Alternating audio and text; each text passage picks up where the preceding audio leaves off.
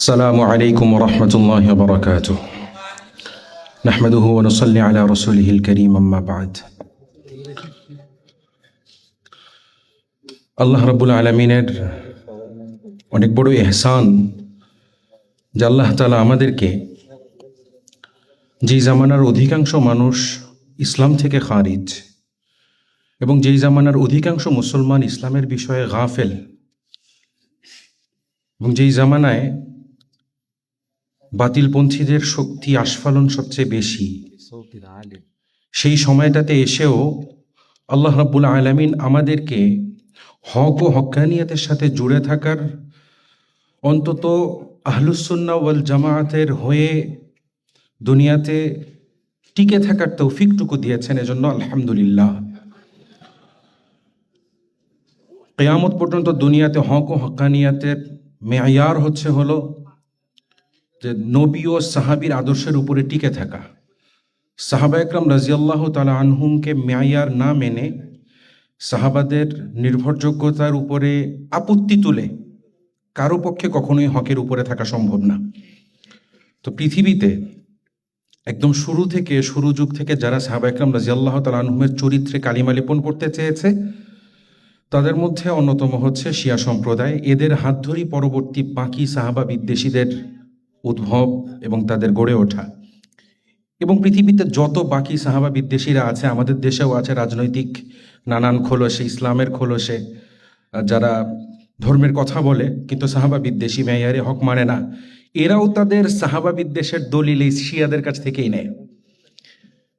তো সাহাবা বিদ্বেষীরা সবসময় যেই মানুষটাকে সবচেয়ে বেশি মাথা ব্যথার কারণ মনে করেছে, উনি হচ্ছেন হযরত ওমর ইবনুল খাত্তাব রাদিয়াল্লাহু তাআলা আনহু।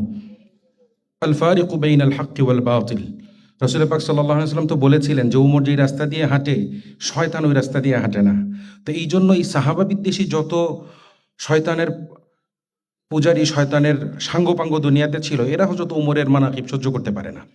তো ওমর ইবনুল খাত্তাব রাদিয়াল্লাহু তাআলা আনহু সম্পর্কে এই কথাই যথেষ্ট, বুখারীর হাদিস, যে রাসূল পাক সাল্লাল্লাহু আলাইহি ওয়াসাল্লাম বলেন যে পূর্ববর্তী উম্মতের মধ্যে কিছু কিছু মানুষ এমন হইতেন যারা নবী না, কিন্তু আল্লাহ পাকের পক্ষ থেকে এদের উপরে বিভিন্ন বিষয় ইলকা হইতো, ইলহাম হইতো। এদের দিলের মধ্যে আল্লাহ তাআলা বিভিন্ন গুরুত্বপূর্ণ বিষয় ঢেলে দিতেন।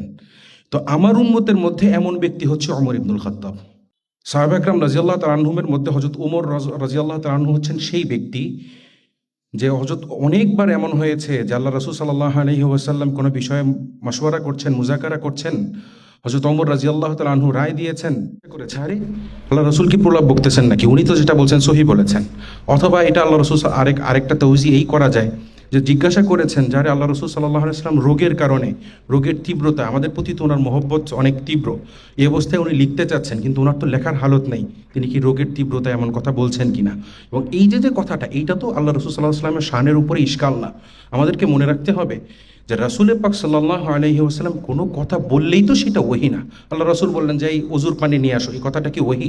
আল্লাহ রাসূল তাবিরুন নাখালের কথা বলেছিলেন, সেই কথাটা কি ওহী? তো হযরত ওমর রাদিয়াল্লাহু তাআলা আনহু যে আল্লাহ রাসূলের কাগজ আনতে বলার বিরোধিতা করলেন, এটা তো একটা ইন্তেজামি বিষয়, ব্যবস্থাপনাগত বিষয়।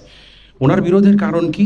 যে আল্লাহর রাসূলের আরামের দিকে তাকায় উনি বলেছেন যে ইয়া রাসূলুল্লাহ, আপনার এই কষ্টের দরকার নাই, কোরআন তো আছে, আমরা কোরআন মাইনা চলবো, আপনি পেরেশানি নিয়েন না। হযরত ওমরের মাকসাদ এইটা।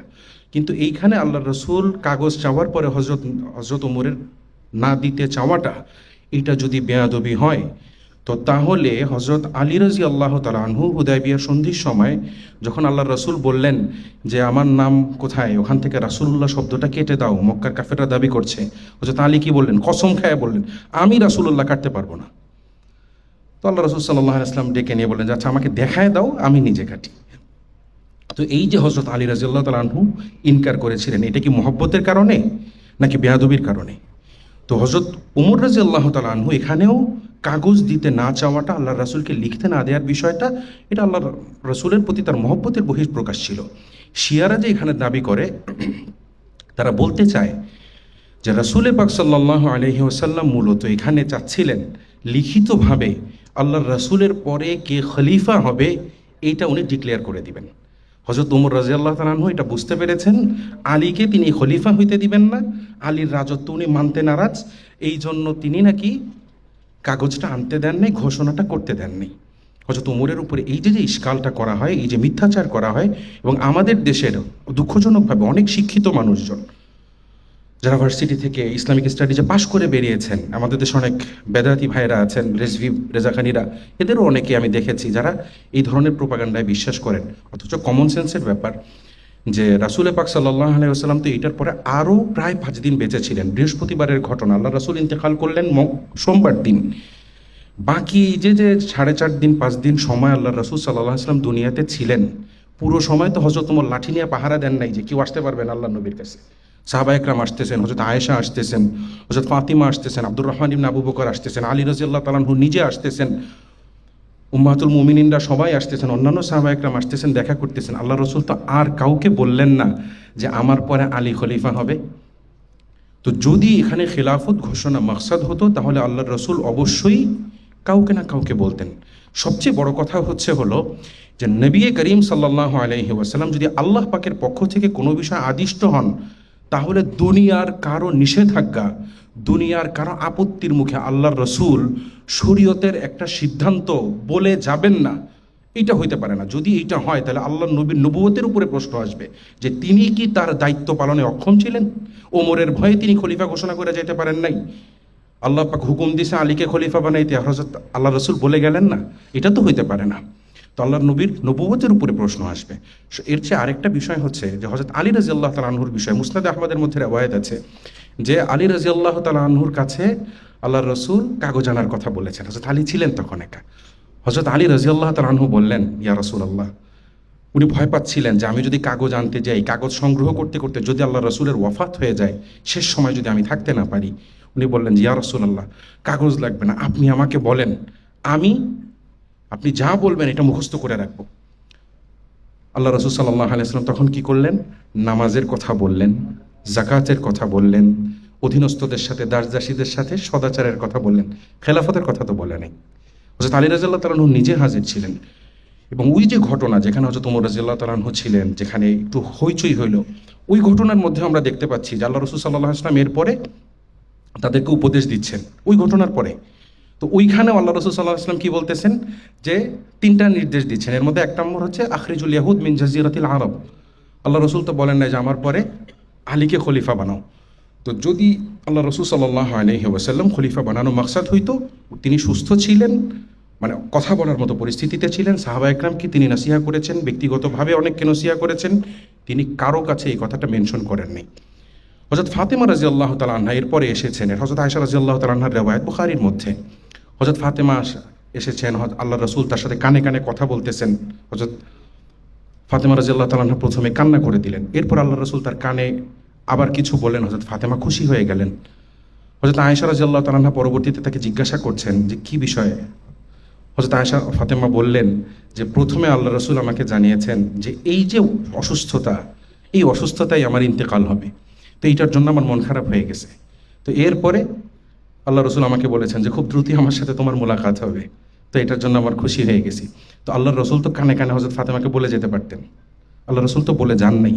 সবচেয়ে বড় কথা, তারা বলে যে আল্লাহ রাসূল কাউকে বলেন নাই, সবার ভয়ে আল্লাহ রাসূল কাকে বলে গেছেন? হযরত আলীকে বলে গেছেন। মানে আল্লাহ রাসূল যে নবী, দুনিয়ার সমস্ত পরাশক্তি যে নবীকে ভয় পাওয়াইতে পারে নাই, দুনিয়ার সমস্ত মুশরিকরা যে নবীকে কখনো ভীত সন্ত্রস্ত করতে পারে নাই, অস্ত্রহীন অবস্থায় বদরের ময়দানে যেই নবীর ইস্তেকামাত বিন্দুমাত্র চিড় ধরে নাই, হুনাইনের প্রান্তরে যেই নবী যুদ্ধ করেছেন প্রচণ্ড প্রতিকূলতার মুখী, তাই না? আনান নাবিউল্লাহ কাদিব আনা ইবনে আব্দুল মুত্তালিব বলে যেই নবী স্লোগান দিচ্ছিলেন যখন মুসলমানরা ছত্রভঙ্গ হয়ে গেছেন, সেই নবী তার সাহাবীদের ভয়ে, তার কম্প্যানিয়নদের ভয়ে তিনি খলিফা ঘোষণা করতে পারছেন না। এর চেয়ে হাস্যকর দাবি পৃথিবীতে আসলে হতে পারে না।